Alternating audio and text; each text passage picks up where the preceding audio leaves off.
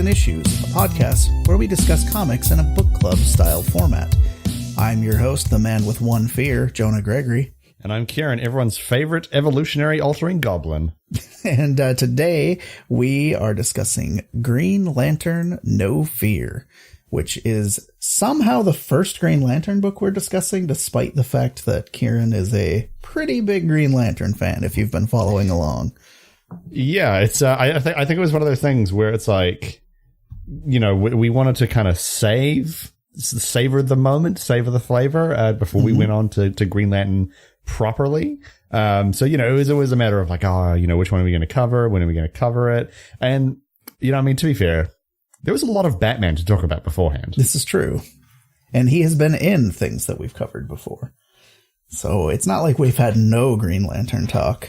But exactly. Any Justice League thing, Green Lantern seems to always take a backseat to. So, which is a shame because he is quite cool. Yeah. So, brief history of Green Lantern with you. Let me see if I remember the facts. Your uncle gave you a Green Lantern comic, and then you became obsessed and started buying a bunch of them.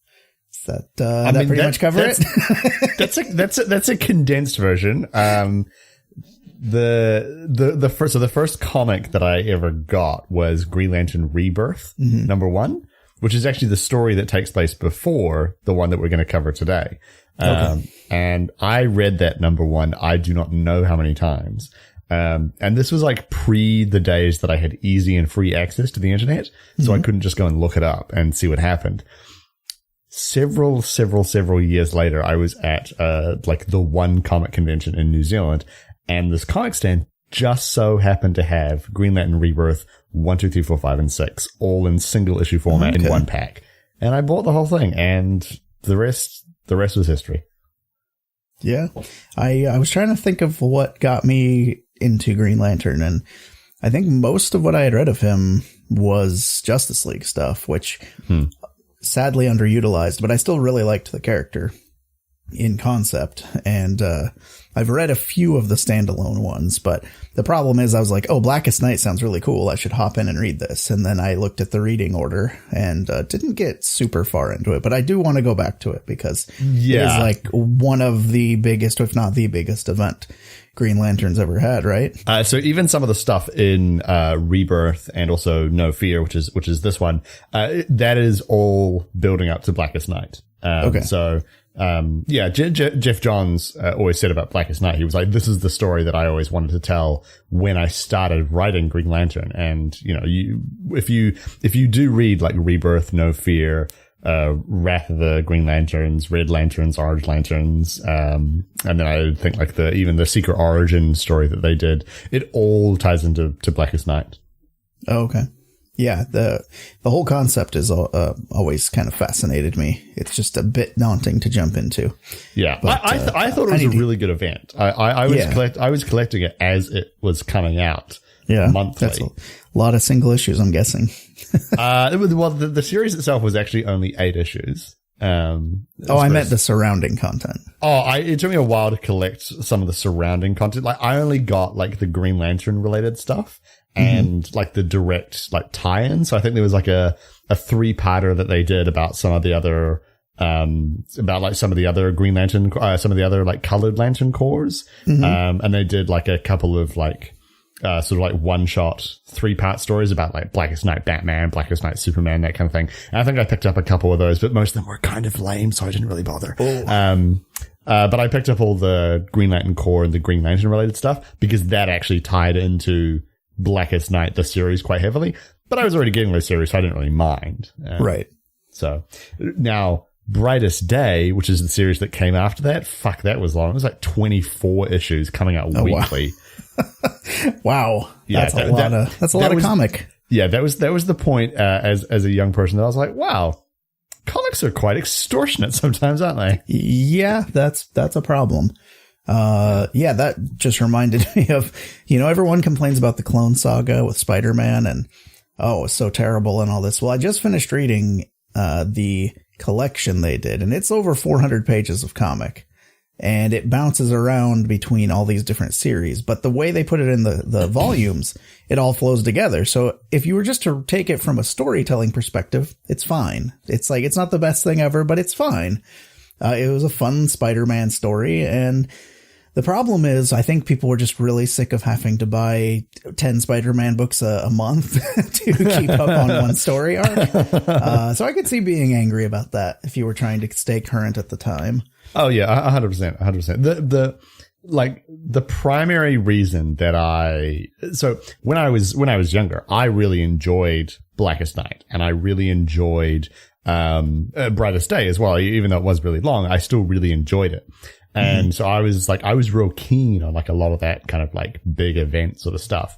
But as time went on, and this is something that DC doesn't do as much anymore, because I think a lot of people got really pissed off with it, like I did, is that at one point the Green Lantern series, so when they did the New 52, the Green Lantern series, I think it did like 4 events back to back. Where if you wanted all the parts of the story, you had to pick up Red Lantern, Green Lantern Corps, and New Guardians as well. And it's like, those are books that I don't have any interest in, but they are literally the next part of the story that I'm reading. So I have to pick them up if I want to know what's going to happen.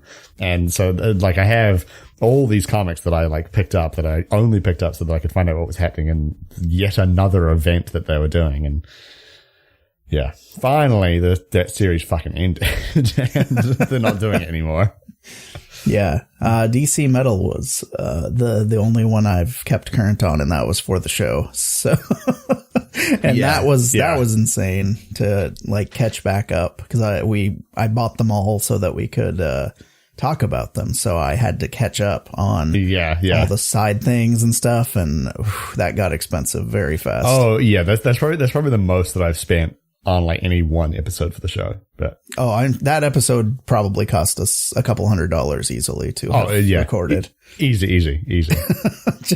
But it was worth it. It was a good couple episodes. It was a real good couple episodes. I really enjoyed it. But yeah, comics kind of outlandish. But have you been reading anything else before we jump into this one? No, I haven't actually had any time to read anything else. There's a few new chapters of One Piece available online.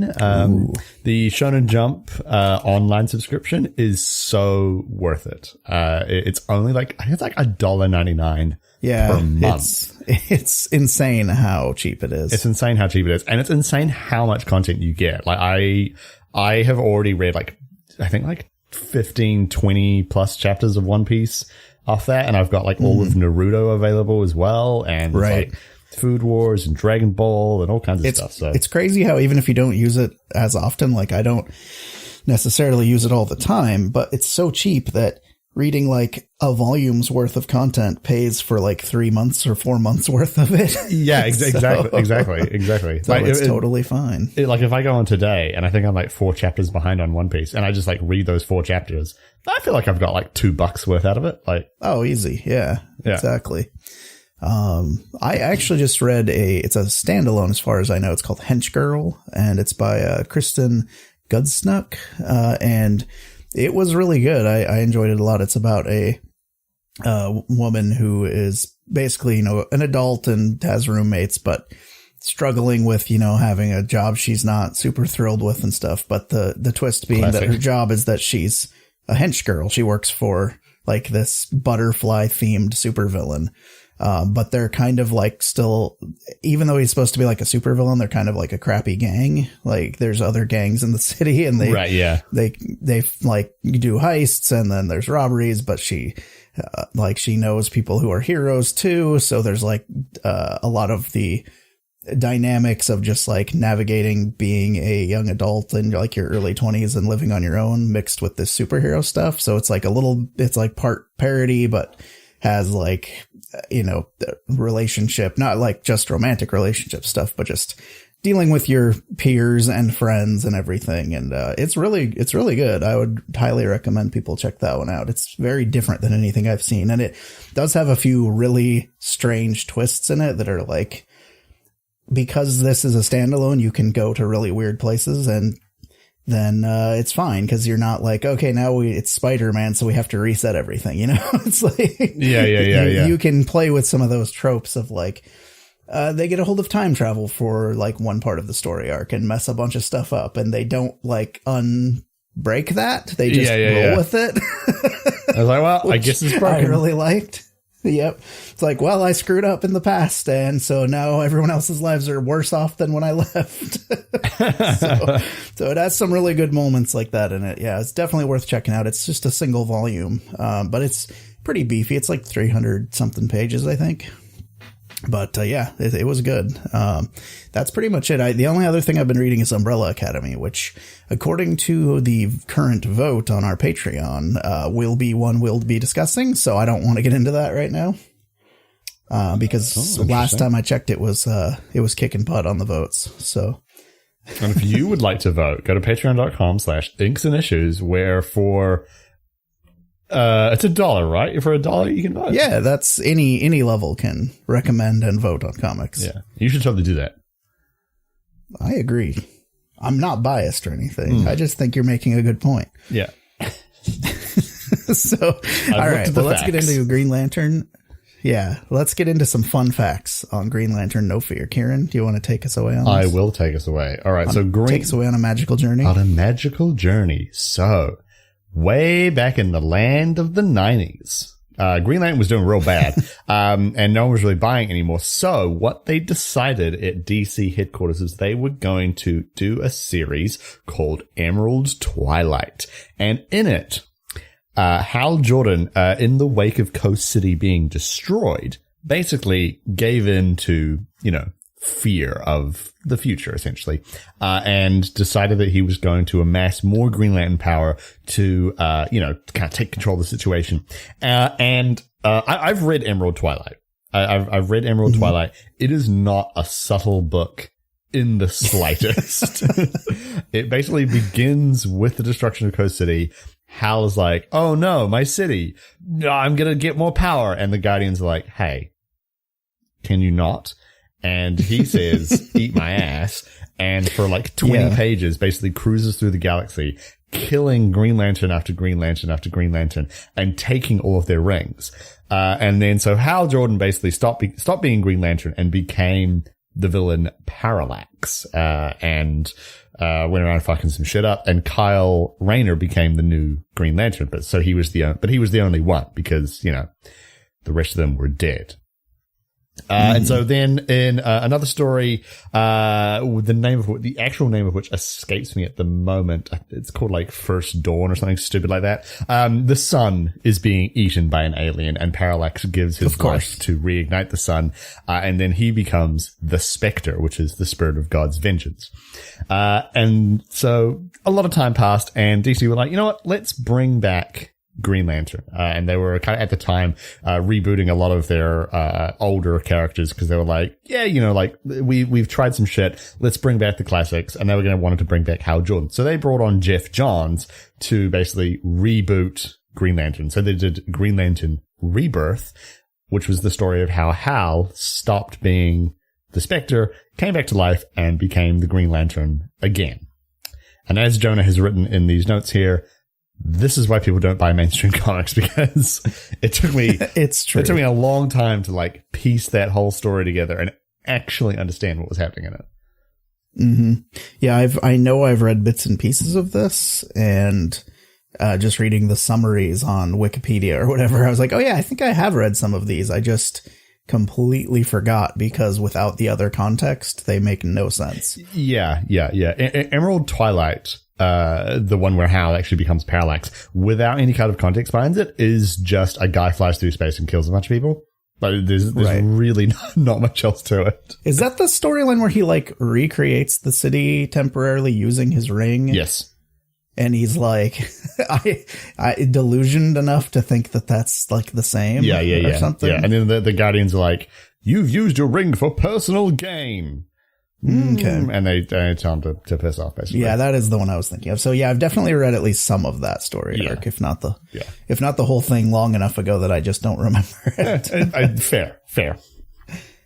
So Green Lantern No Fear is the first 6 issues of the newly launched Green Lantern series written by Jeff Johns. And this one has illustrations by Darren Cook, Carlos Pacheco. We going with that? I believe so. Yeah, sure. Alex Ross and Simone Bianchi. I'm very deliberately not mentioning Ethan Van Sciver because he's fucking crazy. That's fair. And so it originally started in July 2005, so quite a while ago. And this collection came out in 2006.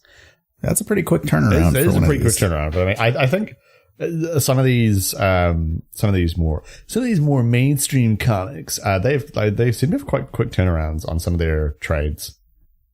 Yeah, I think we're just used to our indie stuff that I've been buying lately, where I'm like, when is the next trade? Oh, a year from now. Yeah. Okay, that's fair. When is the next trade? I get it. They don't have the manpower or budget. As, Never. They ran out of money. DC does. Yeah.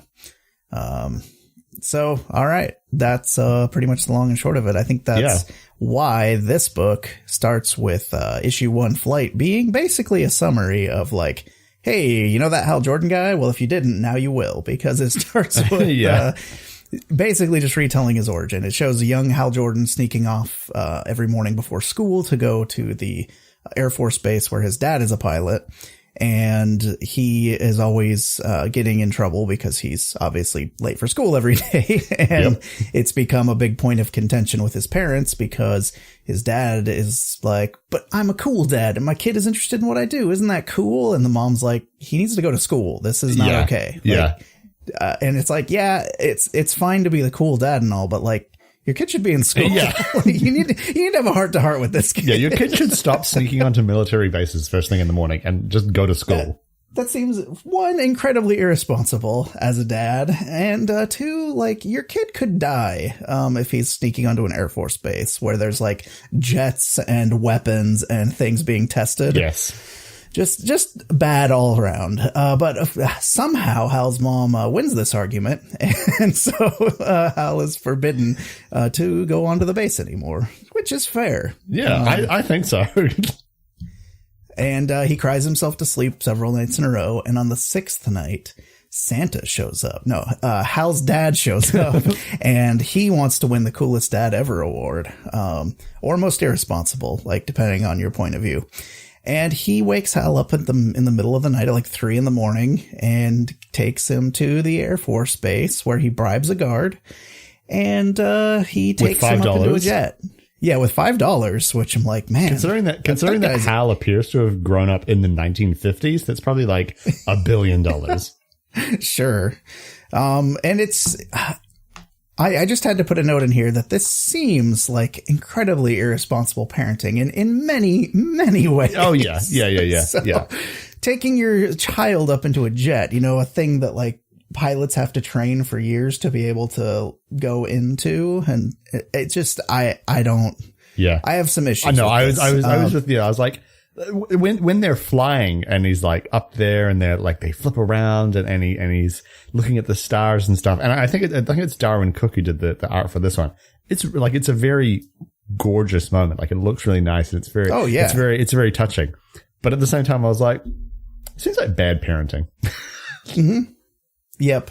Yeah. It's not the smartest idea. And then we jump ahead to adult Hal, who is taking a date of his to the same Air Force base, to show off because now he works there and he just, he really wants to get that smooch. So he bribes the same guard. He does not bribe the guard. They do show that same guard getting progressively older, which was a nice touch. Yeah. He does not bribe the guard. He has to get, no, that's true. He has to get Carol to bribe the guard for him because he doesn't have any money. Because he is broke. Because he's a deadbeat. Which is weird, because I'm pretty sure that test pilots get paid a lot of money. I was going to say, shouldn't a test pilot get paid fairly well? Seems like an incredibly dangerous job. Well, you know what? He probably never learned good financial management skills, let alone basic math. He never went to fucking school. That's true. He was always staring at jets. So yeah, he gets to go up in the jet, and there's like a running thing of his dad is like, well, you've never flown with me. So that's his line now. So he uses that on Carol and it works and he gets that smooch. And then we jump ahead again, and now Hal is flying around with Kyle Rayner as Green Lanterns, but he's like, no, you gotta fly in a jet without your ring, because that's what all the cool kids are doing. So he peer pressures Kyle Rayner, who seems like kind of a an affable dope as far as Green Lanterns go. Like, I've always liked Kyle Rayner, but he seems like he's really easily talked into doing really stupid crap by his friends. Like getting into a jet. Like getting into a jet without your ring. And he even convinces him with the "you've never flown with me," but, he doesn't get the smooch. Which is honestly just bullshit, Right. So that was the first issue, is basically just showing Hal growing up and how he's obsessed with this whole Air Force thing and flying. And we get to see some of his home life and stuff. What did you think of this new intro? The new intro. I actually quite liked it. The art is really nice. And like it has like a very it has like a really calm vibe to it, if that makes sense. Like there's something quite peaceful about like this sort of slow burn intro story. And it does understand the character of Hal Jordan fairly well. And like the concept of being a Green Lantern. And I did like the whole sort of like, now you have to experience the flying in a certain way before you can really understand what it means to fly, like as a Green Lantern. It was quite hokey and quite cheesy, but at the same time, I kind of dug it. So yeah, I thought this was pretty good.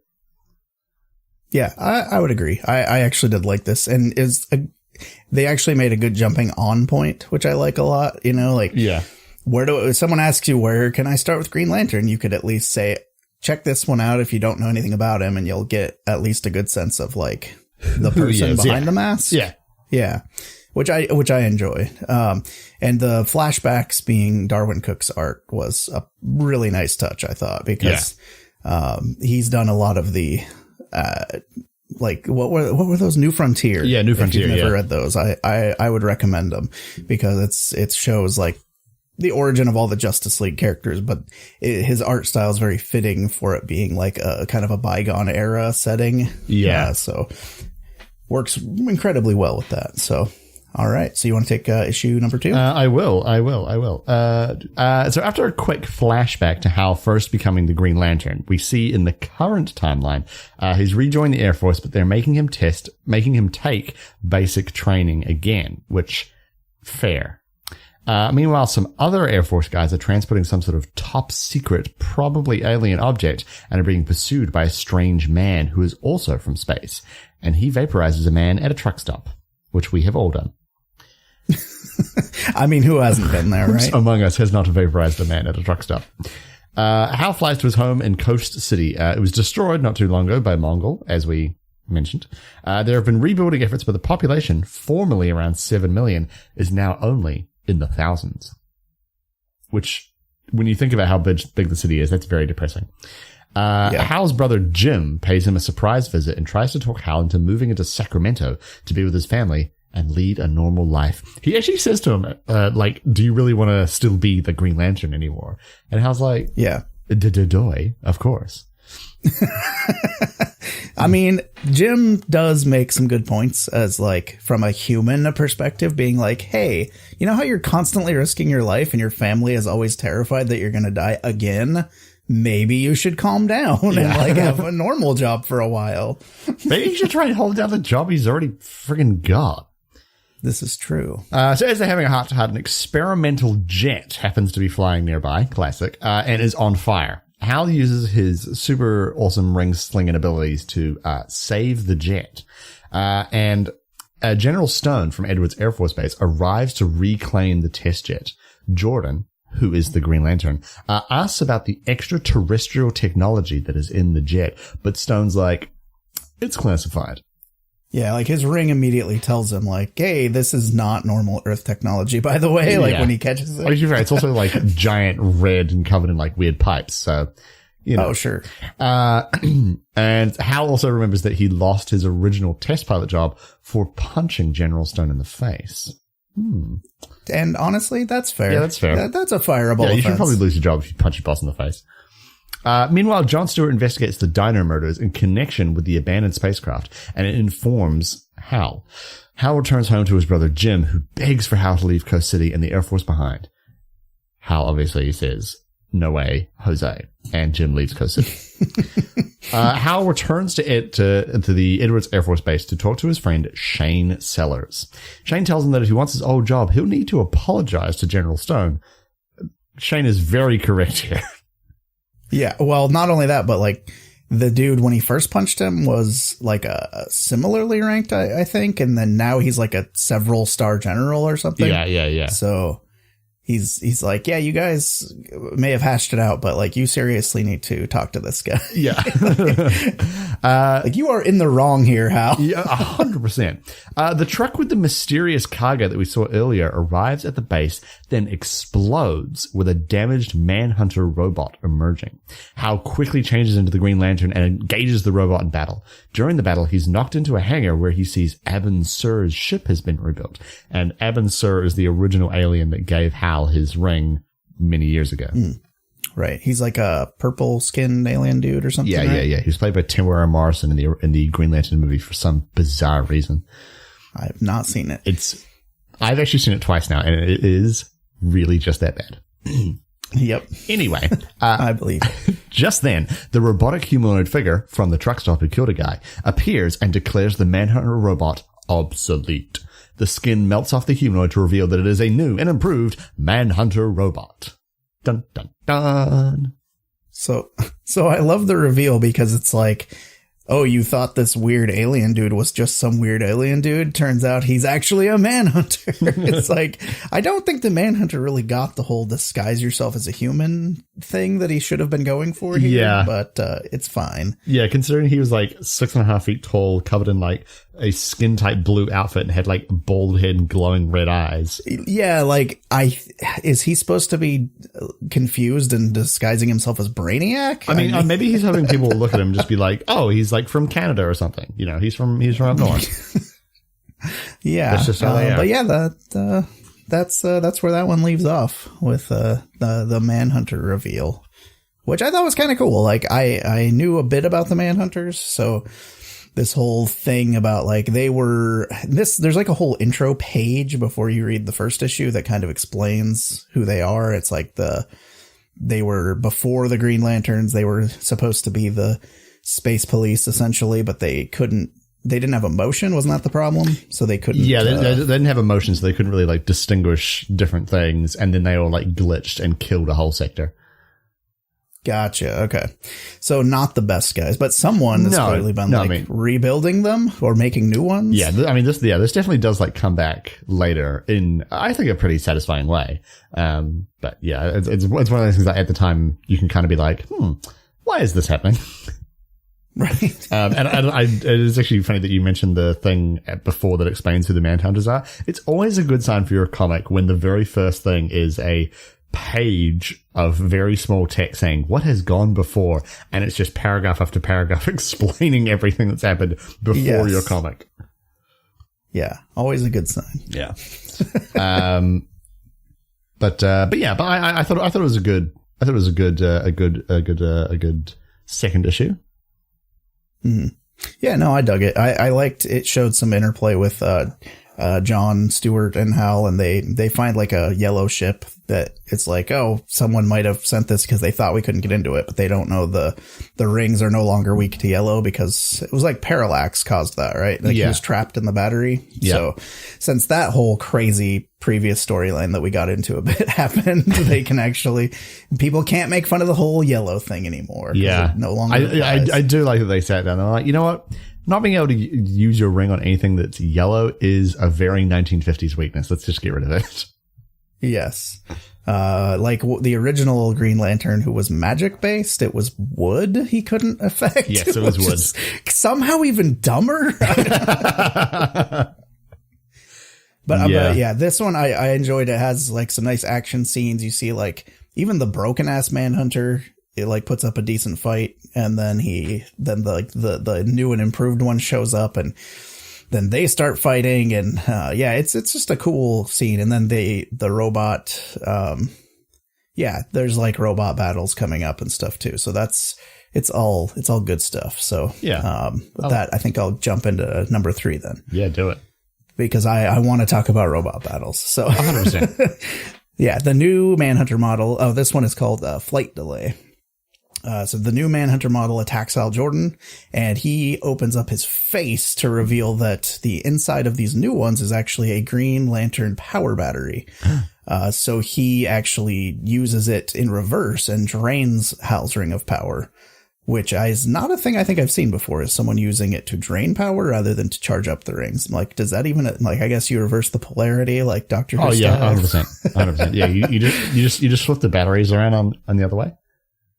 Exactly. So the damaged Manhunter, he, I guess, realizing he's not going to be able to beat this new and improved Manhunter, takes off, and the new one follows him because he keeps quoting like he has 2 directives. Yeah. Basically, number 1 is destroy the model, like the old outdated model, and then directive number 2 is like destroy all life in the universe. So it's like a long-term goal. You know. Yeah, it's we all got to have something to work towards. It's not his main thing, but you know, when he has some downtime, that's what he focuses on. Hal and Shane, Shane's his friend from the last issue, are able to convince General Stone to allow Hal to fly one of the jets after them, since his ring is too weak to actually fly him there. But not before Hal punches Stone in the jaw again, because why not? I don't know. Yeah, why not? It's General like, Stone. It is one of those things where it's like, at the time you're like, oh yeah, he's trying to get a jet.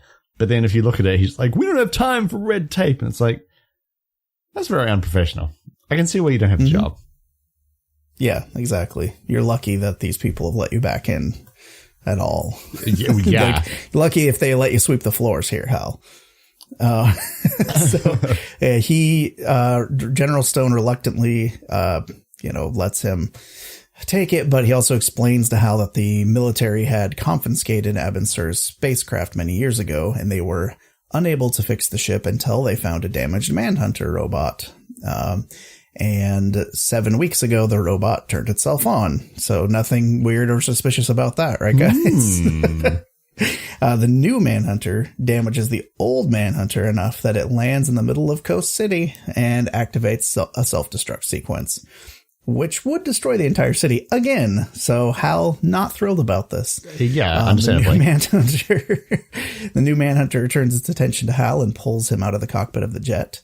In a free fall, a powerless Jordan recites the Green Lantern Oath as he pulls the robot's head/Green Lantern battery off, and is able to recharge the ring. So now he's able to, power up his Green Lantern, go Super Saiyan, grab the self-destructing Manhunter, and throw it into space. It's the classic, if you were Superman, the way to beat all the villains is to throw them into the sun. I mean, yeah, fair. Yeah. And then the Manhunter, the old one, actually weirdly seems to suddenly have an emotion right as it's about to die. And it's like, wait a minute, I'm about to die. This sucks. And then it blows up. Yo, wait a second. And man, this blows. Yeah. And then the next day, Hal talks to General Stone about the pilot position. And somehow Stone, the real hero of the story, accepts Hal's apology. Oh my God. And admits that he determined that Hal is Green Lantern from the punch that he gave him. So now General Stone is basically like, yeah, we would love to have a Green Lantern on the United States Air Force. And Hal is like, I see no problem with this. No conflicts of interest at all. No, sirree. The United States government is always above board. And that night, Hal sees his brother moving into Coast City with his family. Which seems a poor move. What's that? Which seems like a poor move, I have to be honest. It really does, because it was almost destroyed for a second time, like that morning. Yeah. Yeah. And then there's a short epilogue at the end where we see a robed figure acting as the new Grand Master of the Manhunters, surveying a group of imprisoned Green Lanterns, all of whom were supposedly killed by Hal Jordan when he was parallaxed. So it's lots of weird, suspicious activity going on in the background here. Yeah. And that's the end of issue 3. So what did you think of issue 3? What I think of issue 3, I thought it was kind of dumb. But like, like punching the general, getting the jet, and then like the Manhunter crashes into the jet, and then he like pulls its head off, and he's like reciting his oath as he's like falling through the sky. But I really enjoyed it. I thought it was kind of rad. I was going to say, I will have to interject that I thought that scene was badass. Oh yeah, I really enjoyed it. It was really badass, and like a lot of the action in this issue is really cool, and it was very much like, yeah, this is kind of why I like Green Lantern. Like one of the reasons I like Green Lantern is that like the action can be quite interesting, and you know, Hal is a tough enough and a stubborn enough character that, you know, even if you take away his superpower, his ring, he's still tenacious enough that he can still do interesting things. And so I you know, it was kind of stupid, but I really enjoyed it. You know, it was just sort of fun action. So I have a friend who he owned a comic book shop for a while, and I remember when this was new and talking to him about Hal Jordan, and he was saying how Hal Jordan is pretty traditionally a boring character, but then when he's gone, everyone misses him, so they keep bringing him back, and this was the latest version of that at the time. But this time they're like, no, we got to make him cool. And so I'm like, I don't think punching a superior officer necessitates being cool, but I mean, I guess they were trying to give him a little more depth. It just seemed weirdly out of character to the versions I had read of him before. Yeah, I was like, out of everything that he's done so far, the punching of the general as Green Lantern, I was like, that seems a bit weird. Yeah, exactly. Punching, like we discover like later why he punched the general the first time, and that I feel is like within character. But the second time when he's just like, we don't have time for red tape, I thought that was kind of a little bit stupid. Yeah, I would agree. All right. Well, let's get into issue 4, because fasten your seatbelts, because this story is about to get buck wild. Oh yeah. Is this me or you? It's you. I'm pretty sure. No, I think it's you. Oh, was it me? Fuck. Number 4. I'm so sorry. I was like, you couldn't see on my camera, but I was literally reclining with my hands behind my head. Like Sora in Kingdom Hearts. Like I'm doing now? Yeah, like you're doing now. Yeah. Taking a big old sip of my coffee from my energy tank mug here. Yeah. Delicious. Wow, that audio is crisp. All right. So issue 4. I'm so sorry. Alienated. Sorry you had to hear that. Outside Coast City, 2 soldiers are driving along the road late at night and run down a little grey alien. As the 2 soldiers look at it, the alien dies, saying that it just went out for a cigarette. And I don't know about you, this cracked me up so fucking much. It was a panel I was wondering if I should screenshot and post on Twitter, because it was that dumb that I kind of loved it. Yeah. So Hal Jordan observes the recreation of the Green Lantern Corps with Kilowog, the chief trainer of the Corps. Kilowog explains that after Parallax was defeated, Ganthet accelerated the infant Guardians of the Universe to adulthood. Apparently they were infant Guardians of the Universe, who knew? They then locked themselves in the Citadel, making new power rings and talking to Kilowog via his ring. The rings began sector scans 4 days earlier and haven't stopped since. Several veterans will be re-invited to join, but the majority of the Green Lantern Corps will be newcomers. For old time's sake, Hal and Kilowog engage in a hand-to-hatch sparring match in a mud marsh, but Hal is distracted by a telepathic voice. His ring intercepts a call to his home phone on Earth. General Stone needs Green Lantern's help.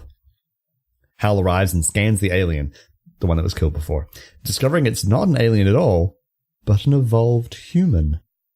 Oh. Stone receives a call. What the twist? What the twist? Stone receives a call from Belle Reeve. Hector Hammond wants to talk to Green Lantern about the body. Hal visits Hammond's cell, demanding to know who's responsible for the evolution. Hammond was evolved under similar circumstances, and his head is like ginormous, and he has psychic powers. But he's unwilling to talk without experiencing some of Jordan's memories.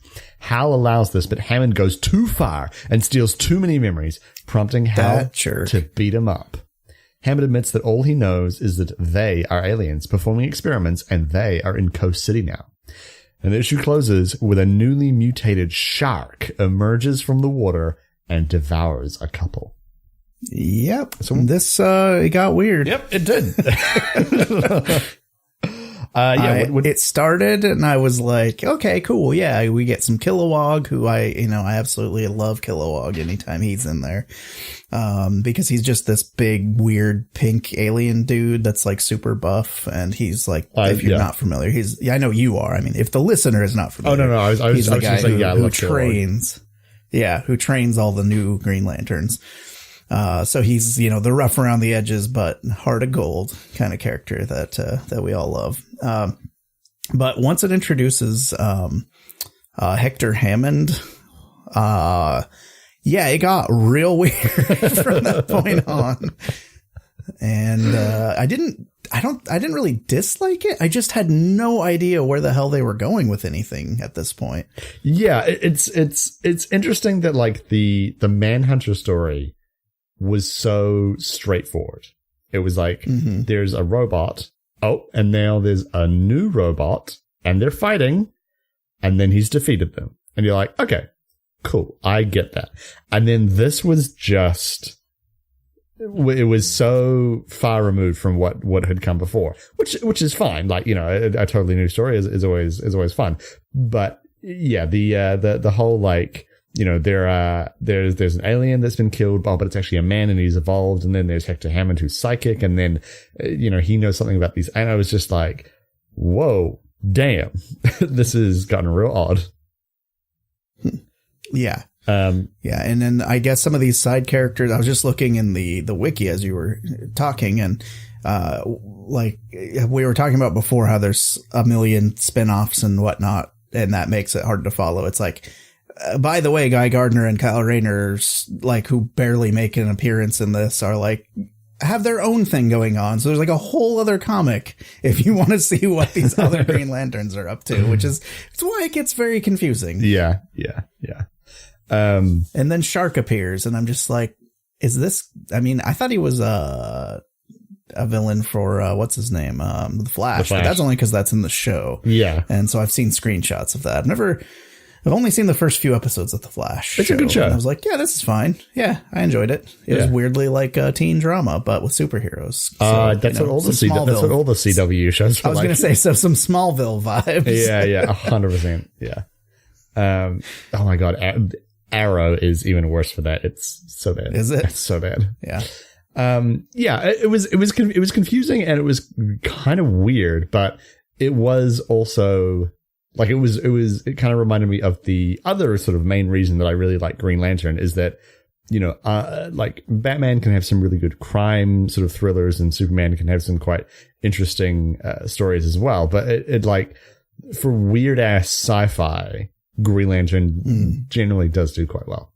And can do some really odd stuff that is just totally out of left field compared to other superheroes. Yeah, that's fair. All right, well, let's get into number 5 because the synopsis for this one is quite lengthy. And I'm putting my hands behind my head. Yeah, it just keeps getting weirder. So, issue 5 is titled Feeding Frenzy. And we open on a plane headed to Coast City. A man named Jerry talks with the passenger he's sitting next to about how he wants a fresh start. And as he offers his hand, the passenger reveals that he's missing one himself. It's William Hand. The Black Hand? Is that what his supervillain name is? That's a supervillain name. And his last name is Hand. Thanks, DC. You done it again. He has no desire for a fresh start, but retribution. Suddenly, the plane is caught in a bright light, and 3 gremlin-like creatures, which are gremlins, appear on the wing and are speaking in German. Sadly, Shatner is not there to give his performance about how there's something on the wing. Something. At Edwards Air Force Base, Hal Jordan is taking off his ring, about to go on his first test flight in years because he never flies with the ring. I guess that's like an ongoing thing. Yeah, with him, right? He never feels comfortable flying with the ring because it's like cheating. It's like cheating. Yeah. Yeah. If his life's not on the line, he might not push it as far as If his life's not on the line, he can't nut. Yeah, he can't finish. So, that's fair. And Colonel Sellers tells him that the that General Stone wants to see him again, which, Stone is his best bud at this point, I'm assuming. Yeah. Stone says that there was a bizarre double murder on the beach last night, one of whom was a sailor, and Stone wants Hal to go help investigate. And by Hal, of course, I'm sure he means Green Lantern because, this is the guy who knows who he is at this point. Yeah. Heading to the beach, police are trying to secure the crime scene and what little is left of the bodies. Both heads were crushed open and their brains eaten out, and they find a shark tooth was left behind. And it's too big to be a normal animal, unless it was Jaws, maybe? I don't know. Green Lantern, however, knows of one and immediately heads into the ocean because he's like, well, clearly it's the shark or whatever this villain's name is. I think it's just the shark. John's shark, who was mutated into shark. No, I made that part up, but is it that unlikely? No, it's not. Really. It's not really. And underwater, Hal finds a massive amount of sharks, which he assumes are the little ones that are hoping to catch some of the big ones' meal. And sure enough, he is immediately proven correct when the shark tries to bite him, and he uses the Green Lantern power to appropriately make a shark cage around himself. He does. Which I thought was a nice touch. Meanwhile, at Belle Reve, Hector Hammond is being washed down, bored that he has nobody interesting to listen in on with his creepy psychic, invade your thoughts power. Suddenly, he becomes aware that the same gremlin-like creatures are in his cell, and he begins to panic because he can't really move. He can just use his telekinesis. Yeah, he can't even talk. Right. He only communicates via telepathy. Yeah. Yeah. And then back in the ocean, Hal is, in his green cage, and he uses the ring to scan the shark's stomach and learns that he was responsible for the murders. Adoy. Suddenly, the shark bites through the cage and Hal's force field, and he realizes that the shark must have used his psychic abilities to make him feel fear. Apparently the shark is psychic as well. Yes. I think he literally mentions it to himself, like, yes, the shark has developed psychic powers. And it's like, right. God damn. Yep. And the shark his mind is confused for some reason. And he's having trouble thinking and doesn't recognize Hal and only desires to eat his brain. The thing sharks are known for, Mm-hmm. The shark and Hal go on a merry chase that ends with someone actually wrote this into the summary, by the way. A merry chase. When that's the kind of thing you or I would write into our 100%. Summaries, but and the shark ramps through the hull of a ship, goes for the sailors, but Hal's able to stop him with a green fish hook. And I was like, man, this feels much like a recent episode of JoJo's Bizarre Adventure I was watching. Because a guy from part 5, there is a guy whose stand is a fish hook, and fishing pole. Yeah. The shark concentrates and finally recognizes Green Lantern. Meanwhile, in Coast City, William Hand is deposited in a park in his Black Hand costume. Wait a second. Decidedly. Black Hand? Whoa. William Hand? Yeah. Ooh. Yeah, I know, right? But he's looking kind of sickly. And real gross. Suddenly it's nasty. And the grass and plants and stuff around him start to die off. And his hand slowly starts to reform, but then fades away. It's like kind of an energy... Green Lantern-esque, except, magic-y looking. I don't know. And he decides he needs to, absorb more life to bring his hand back, because that's all he cares about is his precious, precious hand. So he goes to a nearby hospital where he can murder willy-nilly and never be caught, right? On the ship, Hal's able to blow the shark back into the water, and he's unsure how long the battle will take, so he wants to go get his battery, because this one weird trick with Green Lanterns is he has to constantly recharge his ring. Now it's a strange quirk, but I kind of like it. Yeah. Now I kind of thought about this in issue 2 when he was fighting the Manhunter and they were falling through the sky, but it was definitely really obvious here. It takes them a decent amount of time to charge their rings, which I would think would not be the greatest of features for, the most powerful weapon in the universe kind of thing. Cause he's like, oh shit, I'm running out of charge. I don't know how long this battle's going to take. And I can teleport my battery instantly to me. But now I have to recite this 6-line oath to get it to recharge. Yeah. That's fair. And surely like there could be some kind of like, Green Lantern 2814 oath override, and he just charges it immediately. That would make way more sense. It's also very inconsistent, like how long the battery charge lasts, because there's times where he flies through space for a long time to get from planet to planet, and he seems fine. That's probably because the Green Lantern rings are based on the same battery system as like an iPhone 7, so sometimes it'll last for ages, other times it'll just die immediately. That makes sense. So yeah, him and Shark are still fighting. Hal puts the battery in the shark's mouth, and he's rendered unconscious by it exploding, essentially. And then they are then teleported onto an alien ship, which is manned by gremlins. Whoa. Yeah, that's a thing that happens in this book. And then we see Black Hand back at the hospital, draining the life force out of everyone on the floor and leaving them kind of as empty husks. And then his hand comes back. So good for him, I guess, because he lived up to his name. And that's the end of that issue. What did you think of this one? This was real weird. Yeah. This is the point at which I was like, what the hell am I reading? Yeah. Like before I reread this, because obviously I've read this before. I've read it a couple times before, but many, many, many years ago. And when we decided that we were going to review this, when I was thinking about it, I was like, yeah, there was something about like, there was like a manhunter and there was a shark, I think, and like they were kind of fighting. Yeah, okay, yeah, like it's pretty standard kind of like, they investigate something in space and then like it's down on Earth and blah, blah, blah. And in my mind, like the story kind of ends with him defeating the manhunter. And I was reading it and I was like, I'm only halfway through. What the fuck else happens in the story? And then all this shit happened. And I was like, oh my God, I totally forgot about all of this. And I was so like, I wasn't lost. Like, it's not difficult to follow or anything. It's not confusingly written, but man, it's a lot. it's a lot to take in. And yeah, it's very comic book, but I do like it. I do enjoy it. Yeah, I'm like, I know it was all Jeff Johns, but it's one of those where if you had told me the writer changed, I would have had no problem believing it. 100%. I would have been like, oh yeah, that makes sense why it went in this crazy other direction out of nowhere. Yeah, I almost feel like the second half of this is what he wanted to write.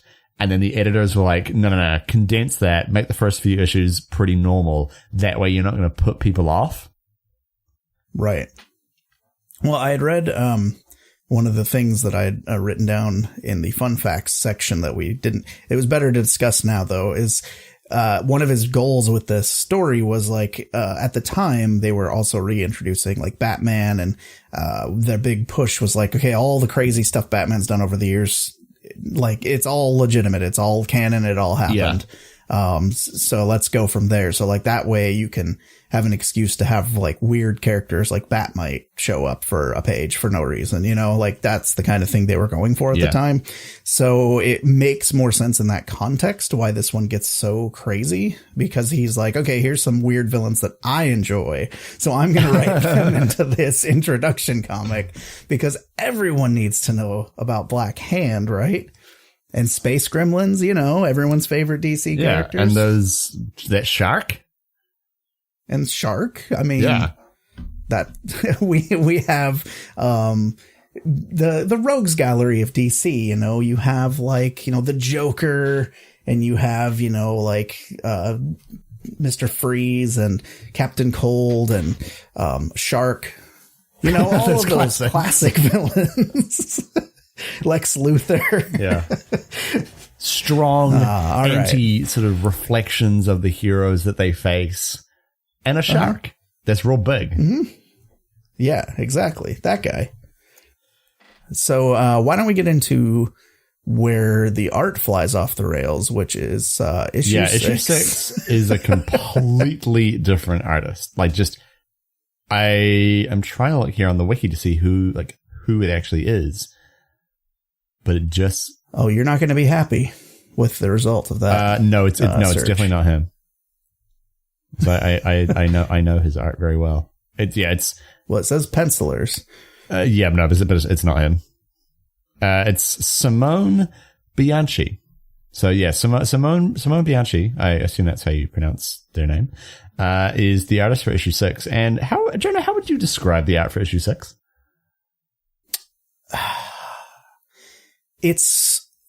I don't even know how to accurately describe it. It's like trying to be more realistic, I would say, but somehow that makes things come across flat to me. Like they don't pop like they do in a lot of action comics. It's kind of a similar problem that some people have with Alex Ross's art, because it's like, yes, he makes these like hyper realistic, very cool, like superhero drawings, but because they're so realistic, they're not as exaggerated, so they don't look as superhero-y, if that makes sense. So I had this kind of has that same problem. Yeah, it's interesting. Choices were made. I'll put it that way. Yeah. The art isn't bad. Like that would be an unkind thing to say. No. It's basically just, it's such a departure from the rest of the book. And it's the last issue in a volume, so it's very jarring. Yeah, especially going from all the previous issues, which, barring like a few little bits and pieces here and there, they're very consistent across all the pages. They're all pretty much the same. Yeah. And then all of a sudden, issue 6 comes along and boop, completely different. Yeah. But anyway, let's get into the breakdown. So, issue 6, Black Sheep. On a naval destroyer, the crew are looking for any sign of the Green Lantern. One of them sees a light, and a flying saucer rises from the ocean. What? So the captain radios General Stone. On the ship, the aliens have the shark secured and are about to begin experimenting on Green Lantern when Hector Hammond wakes him up. Green Lantern quickly traps the gremlins in small cages and his ring informs them that the aliens are Krolatians, or gremlins, beings who are prone to tampering with a planet's natural resources, be they technological or biological, and accelerate their evolution. Huh. Suddenly, Green Lantern begins to weaken as Black Hand drains the life force from him. Hand says that Green Lantern will be the 23rd person he's killed, but he shouldn't mind, as death is good. As Hand monologues, Hal has flashbacks involving his family. Suddenly, Black Hand is thrown off by an explosion from outside. The Air Force has come to investigate, only to be fired upon, and has returned fire.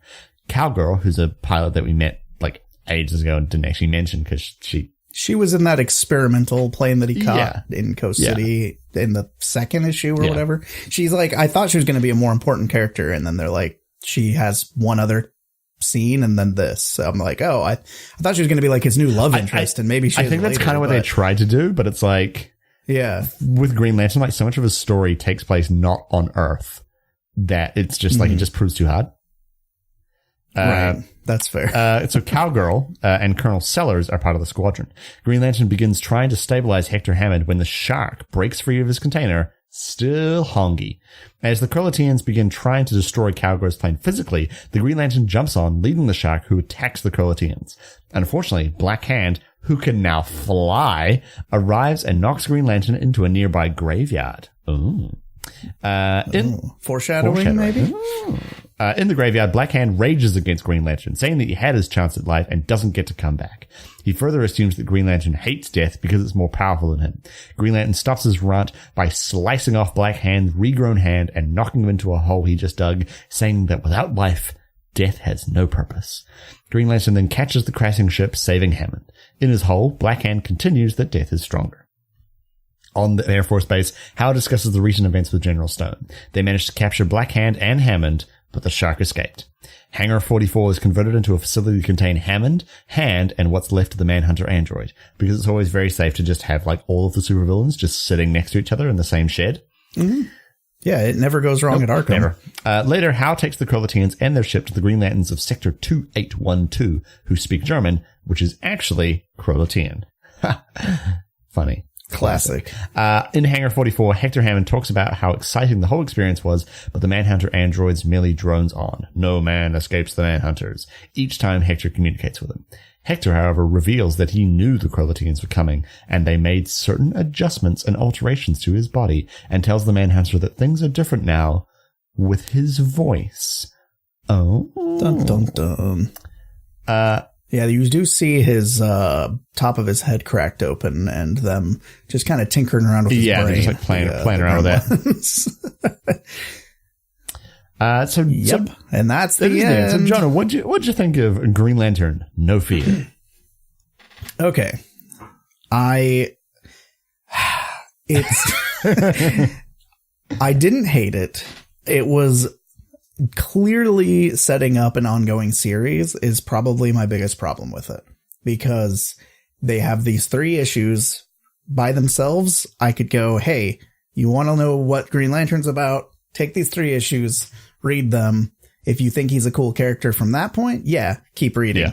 If by that point you're not convinced, it's only going to get more confusing as this thing goes on. So I can actually kind of see, since you mentioned it earlier, like even early stuff like this kind of leads into the Blackest Night stuff. I'm like, okay, I can see where they're kind of laying a foundation for some of that stuff now, even.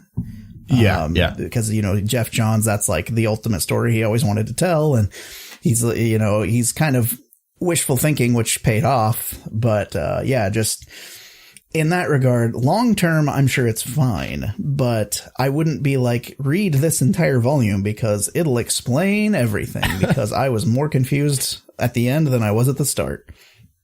So it's not as easy of recommend as I was hoping, but I would definitely say, hey, this one, if you live in a country with Comixology Unlimited, sorry, Kieran, read those first 3 issues and see what you think and go from there. Like, you can just stop there. If it's not hooking you, just stop there. Like, it just gets weirder. So that's my final thoughts. I enjoyed it personally, but I also am I'm already invested in like the DC universe as a whole. So like picking this up and kind of seeing where they had rebooted the character, what is that, 14 years ago at this point, is kind of interesting to go back and look at. So what did you think? Okay, so starting my review, starting my final thoughts, same as you. I really enjoy Jeff Johns' like overall run on Green Lantern. Mm-hmm. But I would have to agree with you entirely that like the first few issues, and especially like the flight kind of like pre-issue, and everything about like the Manhunters and stuff is really solid stuff. Like it's a really good representation of the character, and it's a really, it's a fun story that's easy to follow, but still has like a bit of interest to it. And if someone was like, I don't really know if I want to get into Green Lantern, I would recommend them those first few issues and just be like, see what you think. And if you're still keen, then then just carry on from there. But the last like 3-4 issues are like, I really enjoyed them personally. I really liked the stuff they did in it because that's the kind of shit that I like. But if there was someone who was totally new to this kind of comic, or who is like new to comics in general, I wouldn't recommend it to them, because it's enjoyable and I liked it, but it is incredibly comic booky and it's incredibly out there. Well, and those issues feel like the prologue to a bigger volume. Yeah. You know what I mean? Like, because they're their own thing. They have nothing to do with that first story. Yeah, 100%. Really, other than the fact that the Manhunter head that he ripped off is in that last page or whatever. Yeah. So yeah, it's like the volume as a whole isn't like just one story. It's kind of 2 very separate ones. You could read the second half and you don't necessarily need to read the first. Right, exactly. But if you need the groundwork of who Green Lantern is, just read the first half. Yeah, exactly. Go from there. And my other issue, I guess, is having now read significantly more comics than when I first read this. I am very aware that Jeff Johns is really good at like laying the groundwork for stories and kind of telling like long form, tales. And having read the rest of his run on Green Lantern, he's really good at setting up that groundwork and having very well thought out and very well paced and set up stories. And, I think if you continue on to read all the way up until Blackest Night, it's quite impressive what he's managed to do. But a lot of the like interpersonal kind of conversations and stuff, like between him and his brother, or like him and his mom, or even like between him and his dad, or like the other Green Lanterns and stuff, dialogue's just not very good. It's like, it's fine. It's perfectly serviceable, but it's just not as good as I remember it being. And there are definitely other authors out there who write people talking better. Like the action and pacing is perfectly fine, but like a lot of the conversations that he and his brother have about like moving back to Coast City and, you know, overcoming fear and things like that feel really ham-fisted, and don't really like come across as super smooth the way that you kind of want them to. Yeah. They also feel a little repetitive. Like the stuff with his family, like gets repeated several times, I feel like. And it's like, yeah, you can set up themes and repetition isn't necessarily bad, but reading this all in one go, like it's definitely obvious. Whereas if you're reading it month to month, you wouldn't really notice that. Yeah. 100%. Yeah. So, but yeah, overall, it was fine. Yeah. it would be a soft recommend. Yeah, exactly. Check out the first 3. See what you think of those. That's my recommend. First 3 issues. All right. Well, that's going to bring us to the close. So, Kieran, where can people find you? You can find me on Twitter. I'm at Mr. K_Bennett. You can also check out my D&D podcast, which is at for CNG podcast on Twitter. Jonah, where can people find you on the internet? Oh, you can find me on Twitter at Spambot, and also on twitch.tv/inks and issues, where I occasionally will stream some comic book themed games. And that's pretty much it for now. Oh wait, before we go, we do need to mention that coming up, there is Geekly Inc. is doing a charity stream. This is the 3rd or 4th year. It's been going. They've done it several times. I think it's the 4th. Yeah, I want to say 4th. Yeah. And we have been invited to be part of that this year, which I'm very excited about. So details aren't finalized, so we can't actually say like, you know, this is what we'll be doing for the stream yet, or like our time slot or anything. But we can say that Saturday, April 27th, starting at 10 a.m. Eastern Time, is the 24-hour charity stream, which supports the Trevor Project, which is a very good charity that is a leading national organization that provides crisis intervention and suicide prevention services to lesbian, gay, bisexual, transgender, queer, and questioning young people under 25. So they're doing some very important work, and we've been proud to support them in the past and very happy to be a part of it again this year. I've participated once before. I had like a 4 a.m. time slot where we played what is that? Super Fight, where you get cards that are like random characters and powers, and you have to argue like why yours would win the fight against the previous player. It's a very interesting and fun game, especially when you're like loopy at 4 a.m. Yeah, we had a good time with that. We also had the anime expansion pack in there, so it got weird. So so look forward to that, and help us raise some money, and you could win some cool prizes as well. Need more mutants, metahumans, and monsters in your life? Then check out these other Geekly Inc. shows like Brute Force, Cast of Thrones, or You're a Wizard, Harry. Help us make the show the best that it can be by supporting us at patreon.com/inksandissues, where you can get bonus content, early access to episodes, and can even vote on comics for us to review. And don't forget to leave a 5-star review to help us spread the word. Interact with us on Twitter at inksandissues or on Twitch at twitch.tv/inksandissues. Now do yourself a favor and go read some gosh dang comics. All right. So with that, we will see you all next time. Goodbye. Bye. Love you.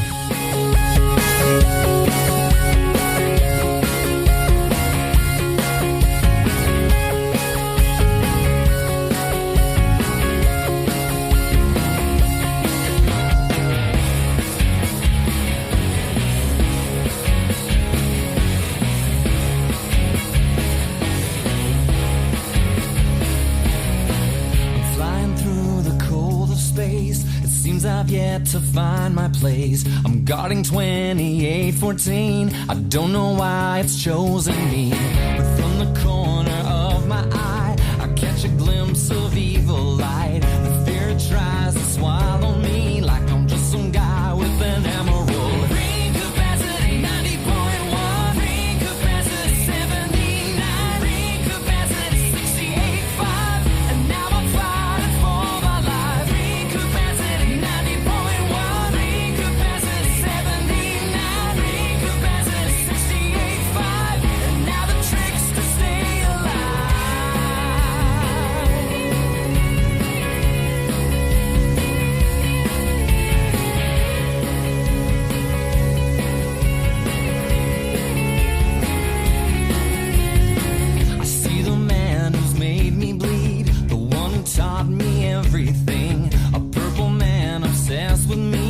lost to the dark, and it's now extinct.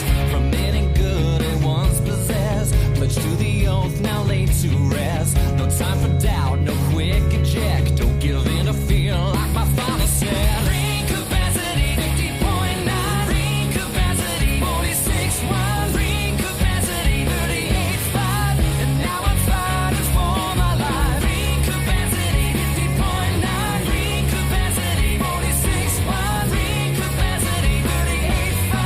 And now the trick's to stay alive. My hands burn, my skin stings. I'm running low on what I need.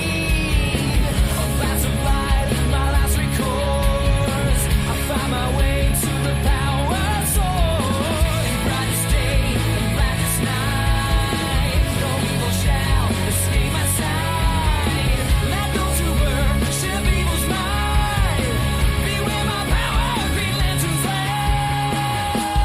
Ring capacity 46.1. Ring capacity 58.9. Ring capacity 64.5. And now I'm charged and burning bright. Ring capacity 75. Ring capacity 83.2. Ring capacity 99.9. And now I'm back into the fight.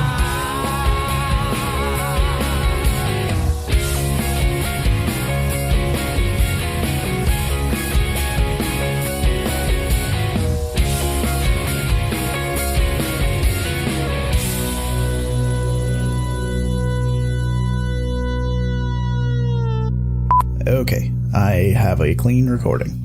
I'm now Fuck, recording. shit, damn, hell. Wait. No, it's not clean. Piss ass.